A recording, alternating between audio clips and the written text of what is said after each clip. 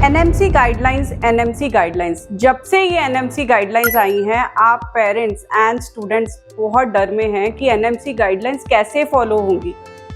मैं आपको ये गारंटी देती हूँ कि आज इस वीडियो के बाद आपको कहीं और जाना नहीं पड़ेगा एनएमसी गाइडलाइंस के लिए। तो अगर आप इस चैनल पे पहली बार आ रहे हैं तो इस चैनल को सब्सक्राइब ज़रूर कर लीजिए, बिकॉज हम इस चैनल पे MBBS India and MBBS abroad दोनों के लिए बहुत डिटेल्ड इन्फॉर्मेशन लेके आते हैं, ताकि आप सबको ये पता हो कि अगर आप ये डिसाइड कर रहे हैं कि इंडिया से या अब्रॉड से जहाँ से भी आप MBBS करना चाहते हैं, आपको उसके बारे में सारी की सारी इन्फॉर्मेशन, ऑथेंटिक इन्फॉर्मेशन पता होनी चाहिए। इस चैनल पे हम एक सीरीज़ की तरह लेकर आए हैं, जैसे कि पहले 2 वीडियोस ऐसी हैं जिसमें आप ये डिसाइड कर सकते हैं कि MBBS इंडिया से करें या फिर MBBS अब्रॉड से करें। जब आप ये डिसाइड कर लेंगे कि MBBS अब्रॉड से करना है, तो उसके बाद आपको पता होनी चाहिए कि कौन सी गाइडलाइंस हैं। इस वीडियो में हम गाइडलाइंस के बारे में डिस्कस करेंगे और आने वाली बहुत सारी वीडियोस में हम ये डिस्कस करेंगे कि कौन सी कंट्रीज किस गाइडलाइंस को फॉलो करती है। बिकॉज इन टुडेज वर्ल्ड मेरे पास डेली एक मैसेजेस एक नई कंट्री को लेकर आते हैं, बट आपको ये बता दिया जाए बहुत ही फ्यू कंट्रीज हैं जो एनएमसी गाइडलाइंस को फॉलो करती हैं। So with this we will start the video for NMC guidelines. Hi everyone, my name is Purnima Gupta, your medical counsellor. सबसे पहले मैं इस वीडियो में बात करूंगी 8 एनएमसी गाइडलाइंस के बारे में। मैं 4 या 5 की नहीं, 8 एनएमसी गाइडलाइंस के बारे में बात करूंगी। लेकिन उससे पहले हम ये जान लें कि एनएमसी गाइडलाइंस सारी कंट्री के लिए वैलिड है, बट एक्सेप्ट दीज 5 कंट्रीज। अगर आप अपनी MBBS या फिर post graduation course in 5 countries से करते हैं तो आपके ऊपर एनएमसी गाइडलाइंस एप्लीकेबल नहीं है। वो कौन सी कंट्रीज हैं? UK, US, Australia, Canada and New Zealand. ये क्लियरली मेंशन्ड है कि अगर आप यहाँ से MBBS करके आते हैं तो आपके ऊपर ये गाइडलाइंस वैलिड नहीं है। और अगर आपको एक्चुअल में MBBS इन कंट्रीज में से करनी है तो वहाँ पे आपकी जो कॉस्ट स्टार्ट होगी वो होगी starting from 2 CR 2 crore to 4 crore. अगर आपका इतना बजट है तो डेफिनेटली आप इन कंट्रीज से MBBS कर सकते हैं। लेकिन मैंने एक्चुअल पे इतना स्ट्रेस क्यों दिया? बिकॉज अभी के टाइम पे हमने देखा कि बहुत सारे बच्चे मिसगाइडेड हैं, क्योंकि MBBS करवाई जा रही है Caribbean island, Black Sea and what not.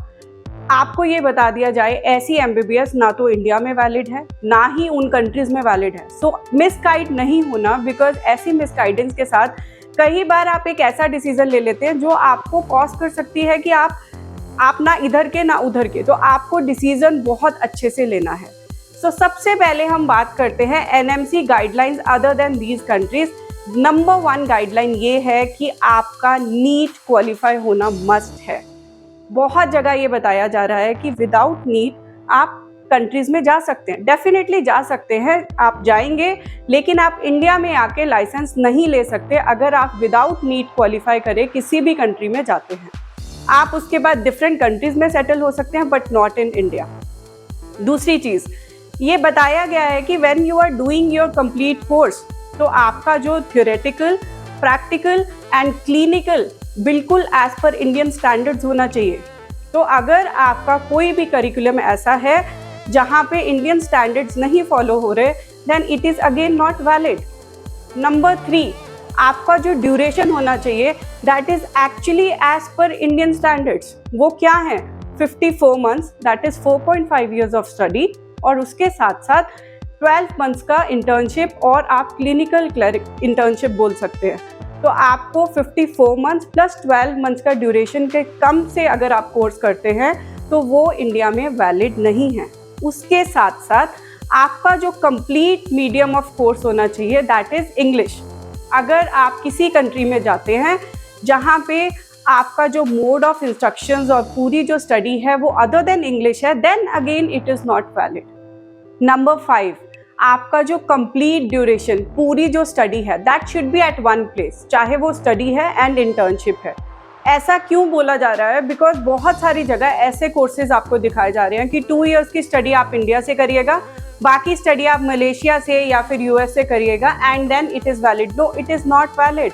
आपको अपनी पूरी स्टडी एंड पूरी internship, it has to be from one place, from one institution. It can't be from different institutions and different place। तो आपके पूरे ईयर्स इन दैट कंट्री होना चाहिए, not partial in India and partial in that country. Then number 6 में ये बोला गया है कि अगर आप कहीं से भी MBBS कर रहे हैं, you should be eligible to take a licence of that country.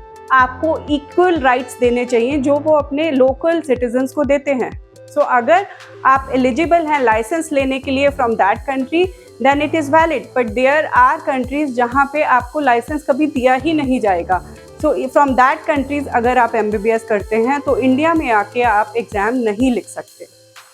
7, आप इंडिया वहाँ से आने के बाद आपको इंडिया में स्क्रीनिंग टेस्ट देना होगा। वो स्क्रीनिंग टेस्ट FMG भी हो सकता है, NEXT भी हो सकता है, लेकिन वो तभी दे सकते हैं अगर ऊपर की 6 गाइडलाइंस आपने फॉलो की होंगी। तो वो कौन सा होगा, whether it will be FMG और NEXT, वो तब पता चलेगा जब वो आप करके आएंगे, बिकॉज उस टाइम पे कौन सा एलिजिबल होगा आपको उसी टाइम पे पता चलेगा। देन नंबर 8, आप अगर नीट डिसक्वालीफाइड होने के बाद या फिर नीट बिना दिए बाहर जाते हैं तो इंडिया में आके आप स्क्रीनिंग टेस्ट नहीं दे सकते। ये क्लियरली मेंशन्ड है कि आपका नीट 3 इयर्स के लिए वैलिड होगा।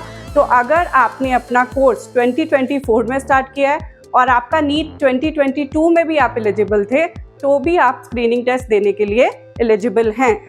लेकिन अगर आपने डिसक्वालीफाइड थे as per that year rules और आपने नीट का एग्ज़ाम दिया ही नहीं, तो इंडिया में आप स्क्रीनिंग टेस्ट नहीं दे सकते और विदाउट स्क्रीनिंग टेस्ट आपको लाइसेंशिएट एग्ज़ाम नहीं मिल सकता। सो इन सारी गाइडलाइंस को आपको अपने दिमाग में रखना है। अगर कोई भी गाइडलाइन किसी कंट्री में भी मिस होती है तो इंडिया में आपको लाइसेंस टू प्रैक्टिस नहीं मिलेगा। So stay tuned with us for more such authentic information. और अगर आपको कोई भी हेल्प की ज़रूरत हो, नीचे दिए गए नंबर्स पे हमें कॉन्टैक्ट कीजिए। We will help you and clarify all your doubts. Wish you all the best.